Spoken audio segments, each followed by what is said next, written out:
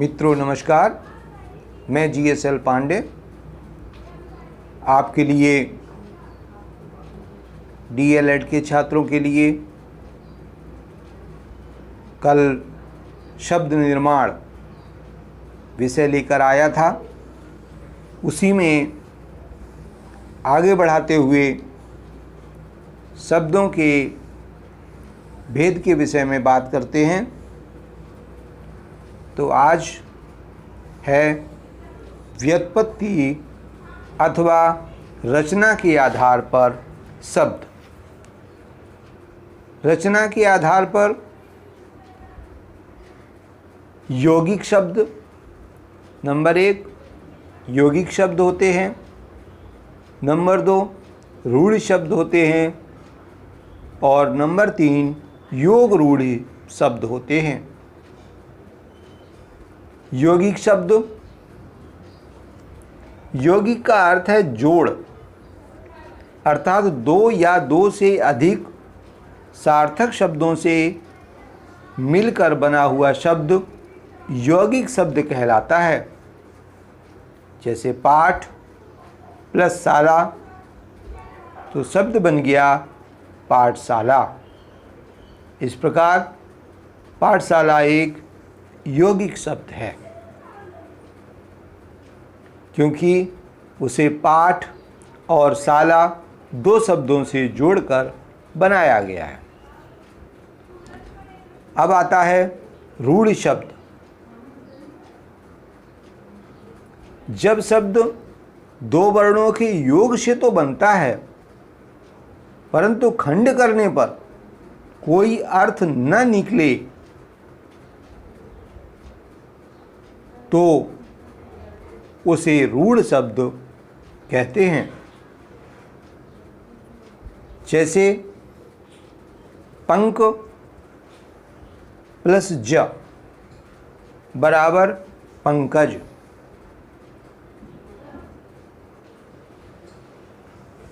तो यहाँ पर देखते हैं कि पंक मानी तो कीचड़ होता है और ज एक वर्ण है, उसका कोई अर्थ नहीं निकाला जा सकता, लेकिन उसको पंक में जोड़ने पर, पंक प्लस जा करने पर पंकज एक सार्थक शब्द बन जाता है, जिसका अर्थ है कमल। तो पंकज रूढ़ शब्द होगा, क्योंकि फिर से समझ लें कि दो शब्दों को जोड़कर तो बनाया जाता है इसे, लेकिन जब अलग अलग किया जाता है तो दोनों शब्दों के कोई अलग अर्थ नहीं होते, इसलिए उन्हें रूढ़ शब्द कहते हैं।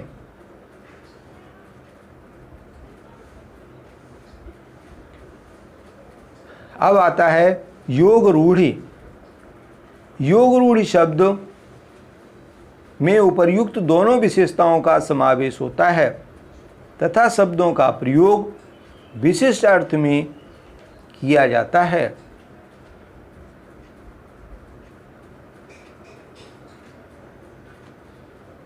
जैसे चक्रपाणी,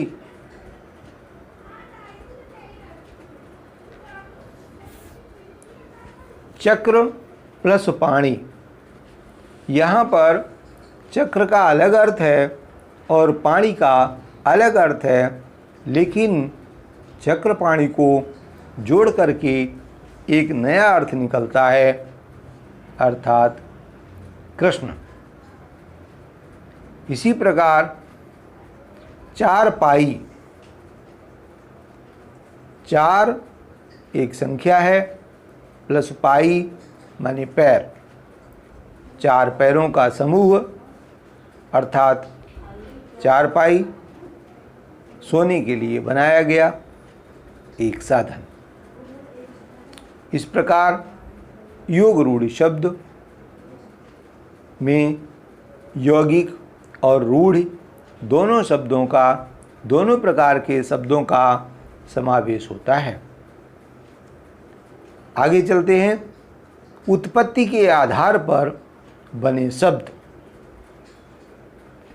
हिंदी भाषा में शब्दावली की उत्पत्ति के अनेक स्रोत हैं। कुछ शब्द संस्कृत के हैं, कुछ संस्कृत से थोड़ा बदल करके शब्द हैं, और कुछ विदेशी भाषा से शब्द ले लिए गए हैं। शब्दों की उत्पत्ति और स्रोत के आधार पर शब्दों को निम्न भागों में बांटा गया है। सबसे पहला है तत्सम शब्द। तत्सम शब्द वे शब्द हैं जो संस्कृत से लिए गए और आज भी उसी तरह से प्रचलन में ज्यों के त्यों चल रहे हैं। जैसे गगन, पवन, पुरस्कार, विद्या आदि। इन शब्दों में केवल हलंत और विसर्ग को छोड़ दिया गया है, बाकी शब्द यथावत ले लिया गया है। आगे आता है तद्भव शब्द। नंबर 2, तद्भव शब्द। तद्भव शब्द के विषय में कहा गया है कि संस्कृत शब्दों के स्वरूप में कुछ परिवर्तन करके जब प्रयोग किया जाता है तो उनको तद्भव शब्द कहते हैं। देखें कि संस्कृत में शब्द था घृत, तो घृत का बन गया घी, तो घी तद्भव है लेकिन हिंदी में प्रयोग होता है। इसी प्रकार संस्कृत में शब्द है दुग्ध, दुग्ध का परिवर्तन करके हिंदी में बन गया दूध, तो दूध तद्भव शब्द है और दुग्ध तत्सम शब्द। इसी प्रकार संस्कृत में शब्द था हस्त, तो हस्त तत्सम हुआ और उसका थोड़ा परिवर्तन करके तद्भव बन गया हाथ, तो हाथ हिंदी में खूब प्रचलन में है। इसी प्रकार तत्सम शब्द जिह्वा, और जिह्वा में थोड़ा परिवर्तन करके तद्भव शब्द बना जीव, जो हिंदी में खूब प्रचलन में है। इस प्रकार से तद्भव शब्द संस्कृत के या तत्सम को थोड़ा बदलकर बने हैं। अगला नंबर 3 आता है देशज शब्द। देशज शब्द वे शब्द हैं जो प्रादेशिक भाषाओं से अथवा देश की अन्य भाषाओं से हिंदी में प्रयोग किए जाने लगे हैं। वे देश की विभिन्न क्षेत्रीय भाषाओं से या स्थानीय भाषाओं से ले लिए गए शब्द हैं। जैसे उपन्यास, नितांत, चालू, बाजू, रोटी, दाल, पगड़ी, नटखट आदि। इसी प्रकार नंबर 4 है विदेशी शब्द। वे शब्द जो विदेशी भाषाओं से हिंदी में ले लिए गए और प्रचलन में आ गए, उनको विदेशी शब्द कहा जाता है। इनकी भी एक अच्छी खासी सूची है जो हिंदी में देखने को मिलते हैं। जैसे स्कूल, मास्टर, ये अंग्रेजी के शब्द हैं। बाल्टी, नीलाम, ये अंग्रेजी से हैं। इसी प्रकार किताब, चश्मा, बाजार, इमारत, औरत, ये शब्द उर्दू, फारसी से ले लिए गए हैं। नंबर 5 आता है द्विज शब्द। द्विज का अर्थ होता है दोबारा जन्म हुआ, अर्थात जो शब्द पहले कुछ था, बाद में कुछ उसे अलग रूप दे दिया जाता है तो बन जाता है द्विज। वैसे द्विज शब्द का एक अर्थ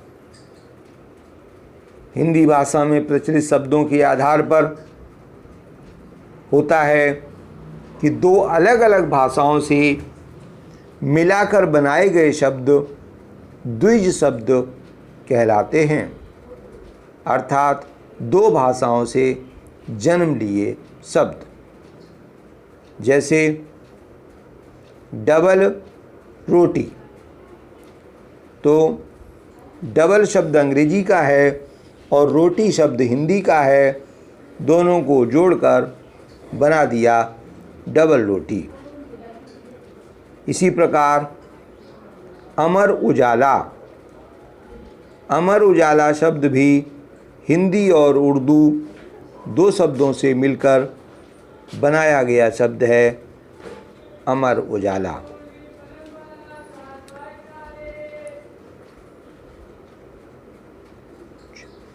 छः है, नंबर 6 अनुकरणीय शब्द। अनुकरणीय शब्द वे हैं जो कि पशु पक्षियों की आवाज़ को सुनकर उनकी आवाज़ का अनुकरण करते हुए बनाए गए शब्द हैं।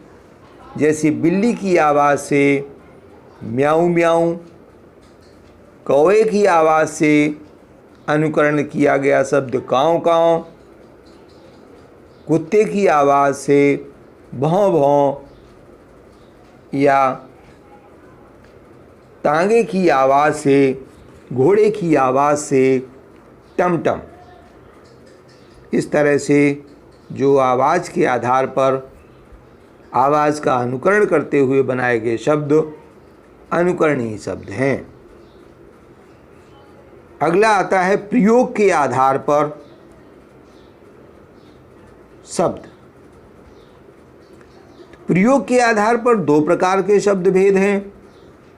नंबर 1 है विकारी शब्द और नंबर 2 है अविकारी शब्द।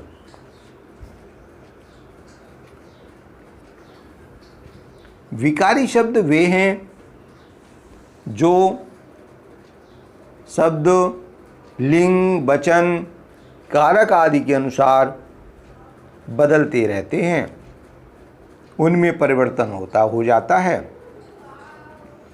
जैसे मैं पुस्तक पढ़ रहा हूँ, तुम पुस्तक पढ़ रहे हो। इस प्रकार से वाक्य के अंत में परिवर्तन हो रहे हैं। अगर कोई लड़की पढ़ती है तो उसके लिए शब्द बन जाएगा मैं पुस्तक पढ़ रही हूँ। तो रहा, रहे, रही, यह जो परिवर्तन हुआ है मात्रा संबंधी, यह विकारी शब्द का लक्षण है। यदि वचन बदल जाए तो क्रिया का रूप बदल जाता है, शब्द का रूप बदल जाता है। अब आता है अविकारी शब्द। अविकारी शब्द वे शब्द हैं जो किसी लिंग, वचन, कारक आदि के अनुसार नहीं बदलते। जैसे धीरे, किंतु, और, हाय, अरे, हाँ, अत्र, तत्र आदि शब्द। क्रिया विशेषण, शब्द बोधक, समुच्चय बोधक या विस्मयादि बोधक शब्द अविकारी शब्द होते हैं। इस प्रकार शब्दों के प्रकार के विषय में आज आपने पढ़ा। मैं अपनी वाणी को यहीं विराम देता हूँ। कल एक नए विषय के साथ फिर उपस्थित होंगे। तब तक आप घर पर रहें, सुरक्षित रहें, प्रसन्न रहें। जय हिंद।